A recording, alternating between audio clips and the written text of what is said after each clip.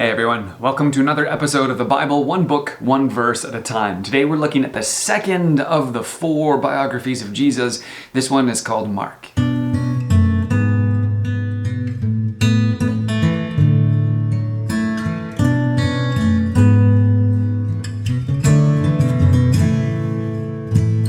Now, many scholars believe that the Gospel of Mark is the first of the Gospels that are written, and the stories that overlap between Matthew, Mark, and Luke, the so-called synoptic Gospels, those that are very similar and have a lot of the same kinds of stories, that the stories that show up in Matthew and Luke are actually copied from Mark. And tradition has it that the book was written by John Mark, who was in Rome with Peter, and before Peter passed away, he wanted to pass along the story of his encounter with Jesus and who Jesus was to Mark and to the believers that were there, and then eventually to others who were around as well.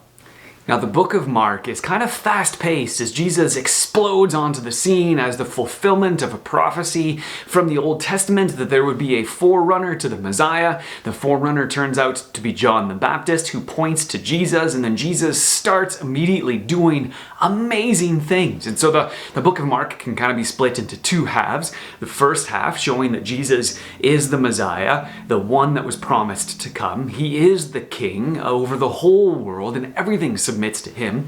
And the second half explains what the king came to do. And it hinges on the same question that we said was the key verse for Matthew.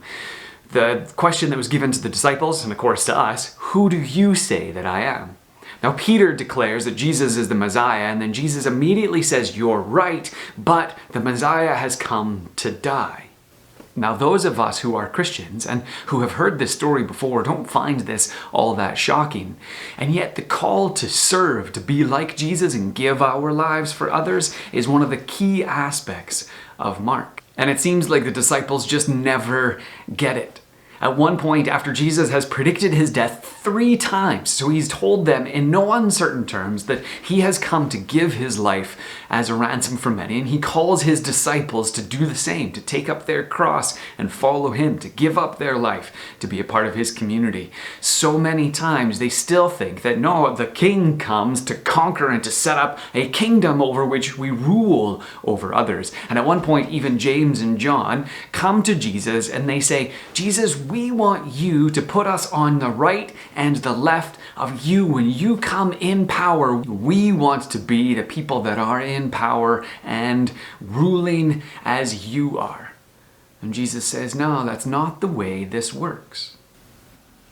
And Jesus says, you don't really know what you're asking for. And those of us who know this story can think about the people that are on the right and the left when Jesus comes in his glory are those other people that were crucified with Jesus, because Jesus' glory is revealed in the way that he serves and gives himself to others. Which brings us to the key verse, I think, from Mark. This is Mark chapter 10, verse 45. For even the Son of Man did not come to be served, but to serve, and to give his life as a ransom for many.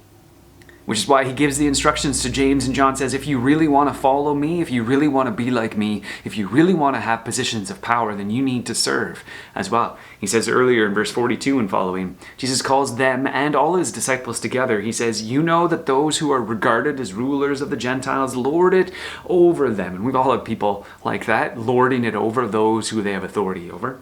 Their high officials exercise authority over them, telling them what to do and where to go and how fast to do it. Not so with you, Jesus says. Instead, whoever wants to become great among you must be your servant, and whoever wants to be first must be slave of all. And so as Mark tells the good news about who this Jesus is, he reminds those who recognize that Jesus is the Messiah or is the Lord over everything, that Jesus as the Messiah shows us what it means to be a Lord, what it means to be the one who is in charge. That means giving away your life for others, making sure that others grow and flourish. And so if this has been useful for you, I'd encourage you to like and to subscribe and to maybe share this with somebody else who needs to hear the good news of a God who comes to give his life for us.